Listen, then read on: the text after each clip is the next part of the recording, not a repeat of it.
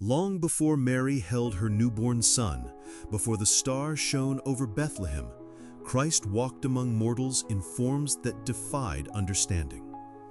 Ancient texts speak of a divine figure appearing to patriarchs and prophets, a mysterious being of light and power who would one day become flesh. Tonight, we unlock the secret of Christ before Bethlehem. Genesis holds clues that most have never noticed. Daniel saw visions that shook empires. The Book of Enoch reveals encounters so profound they were hidden from common sight. These weren't mere angels or metaphors. They were the Son of Man himself, moving through history before his birth. What if the incarnation wasn't Christ's first appearance on earth? What if the Word made flesh had been visiting humanity for thousands of years, preparing the way for his ultimate sacrifice? The evidence is hidden in plain sight. The story begins in Eden itself. Genesis tells us God walked in the garden in the cool of the day, calling to Adam after the fall. But the Hebrew word used here suggests something more, a physical manifestation of the divine presence. This wasn't just God's voice echoing through paradise. Ancient Hebrew scholars believed this was the Logos, the Word of God, taking visible form to commune with his creation. The same word that would later become flesh in Bethlehem. Abraham's encounter at Mamre reveals even more. 3 visitors appeared to the patriarch, but Abraham addressed one as Lord, the Hebrew name for God himself. This wasn't an angel delivering a message. This was deity in human form. The mysterious visitor ate with Abraham, spoke of Sarah's coming child, and then departed to judge Sodom and Gomorrah. Only God has the power to create life and execute judgment. Yet here he was, sharing a meal in human form. Jacob's wrestling match at Peniel takes on new meaning when we understand who his opponent truly was. The patriarch fought with a man until daybreak, yet afterward declared he had seen God face to face. This wasn't symbolic. Jacob limped away with a permanent reminder of his encounter with the pre-incarnate Christ. The Son of Man had touched him, blessed him, and changed his name to Israel, he who wrestles with God. Moses met the same divine presence in the burning bush. The voice declared itself to be the God of Abraham, Isaac, and Jacob. But Exodus reveals something stunning. Moses saw God's form, not just heard his voice. Later, on Mount Sinai, Moses asked to see God's glory. The response was remarkable. God placed Moses in a cleft of rock and passed by, allowing him to see his back. This wasn't a vision or dream. This was physical, tangible encounter. The pillar of cloud by day and fire by night that led Israel through the wilderness wasn't just a supernatural phenomenon. It was the visible presence of Christ himself, guiding his people toward the promised land. Joshua's encounter with the commander of the Lord's army confirms this pattern. A man appeared with a drawn sword, identifying himself as the leader of God's heavenly forces. Joshua fell face down in worship, an act forbidden for angels, but appropriate for deity. The Book of Daniel opens an entirely new dimension of understanding.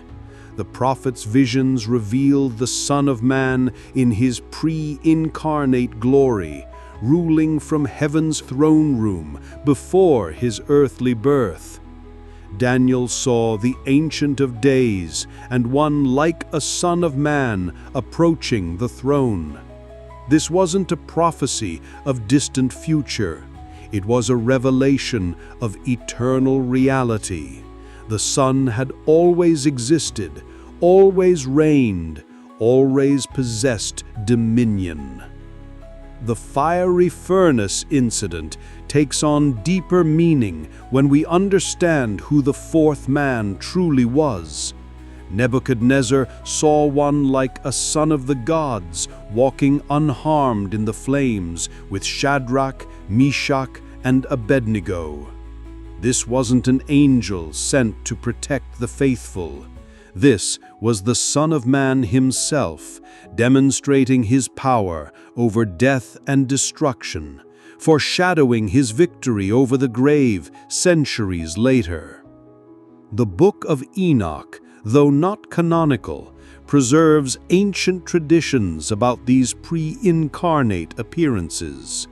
Enoch describes walking with God and being taken into heaven's mysteries. In Enoch's visions, the Son of Man appears as judge and ruler, possessing authority over nations and angels. These weren't prophecies of future events. They were revelations of present cosmic reality. The pattern becomes clear when we examine these encounters together.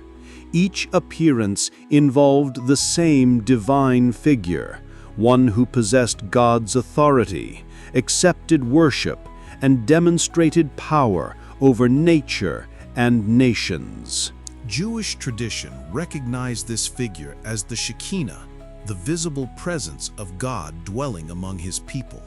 But Christian understanding reveals something more profound. This was the eternal Son preparing for his incarnation.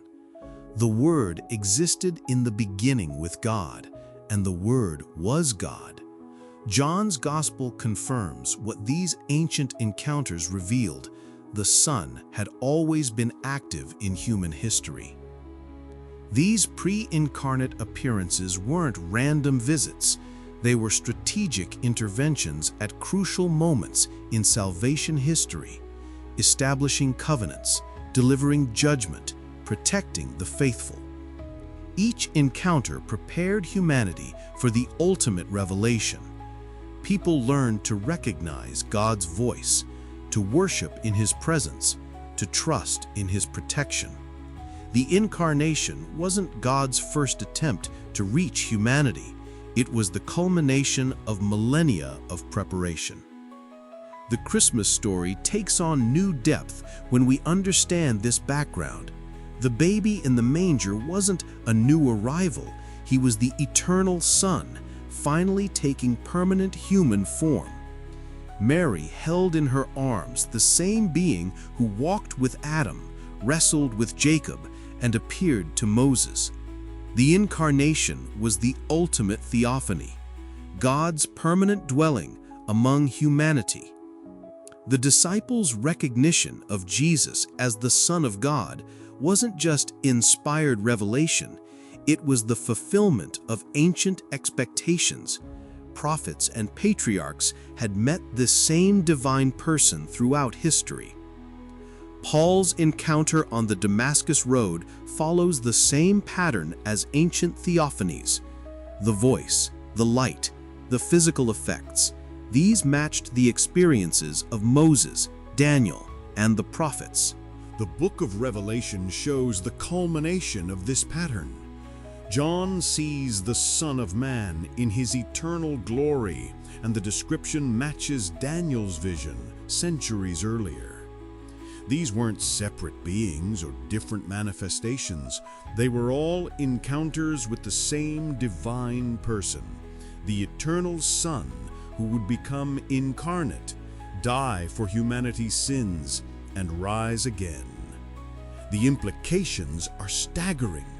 Christ wasn't absent from Old Testament history. He was actively present, working out the plan of salvation across centuries. Every sacrifice in the temple pointed to his eventual offering. Every deliverance foreshadowed his ultimate salvation. Every appearance prepared hearts for his incarnation. The early church understood this connection. They saw Jesus as the fulfillment of ancient expectations, the visible God who had always been present, but was now permanently among them. Modern scholarship has largely missed this profound truth. By separating Old and New Testaments, we've obscured the continuous presence of the Son throughout salvation history. The pre-incarnate Christ bridges the gap between transcendence and immanence. He was fully God, yet able to appear in human form, preparing the way for the ultimate miracle of the incarnation. Join our community of seekers. Subscribe for more truths hidden in plain sight. Stay with us till the end, and you'll discover the mystery buried beneath history. If this resonates with your soul, don't forget to like, share, and subscribe right now. The greatest revelation is yet to come. Here's the profound truth that changes everything.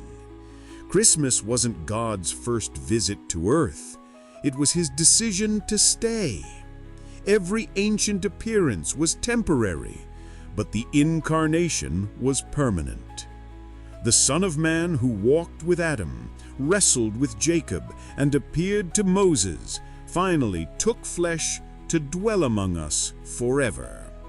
The Word didn't just visit, he moved into the neighborhood. What do you believe? Comment below and share your insight.